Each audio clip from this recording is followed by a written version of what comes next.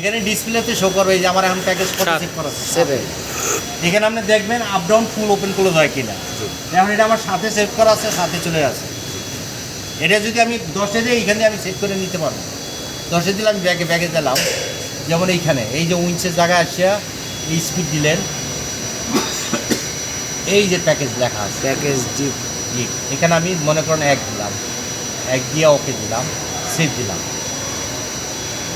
Machine run নাই, এই জন্য চলবে না। এটাকে মেশিন আগে অন করে তারপর আমাকে দিতে হবে। এই যে এইটা উইন্স না, এটা কইছে তাহলে এটা প্যাকেজ ডিপ, মেশিনের চেম্বার বড় ছোট করার জন্য।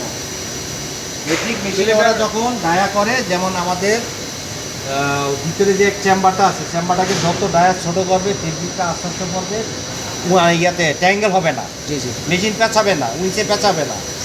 এইটার উপর ডিপেন্ড করে ফেব্রিক পেঁচানোটা। জি জি এটা যত ওরা ওদের সিস্টেম হচ্ছে, ওদের যত জিএসএম থাকবে সেই অনুযায়ী ওরা প্যাকেজটা সেট করবে, অটোমেটিক প্রোগ্রামে চলে যাবে। জি তখন হয় কি মেশিনটা স্পিড উইন্স ঠিক মতো ঘুরবে, বেশি ফট করে কাপড় উঠে আসে ট্যাঙ্গেলও হবে না, ঝামেলাও টানাটানি করা লাগবে না।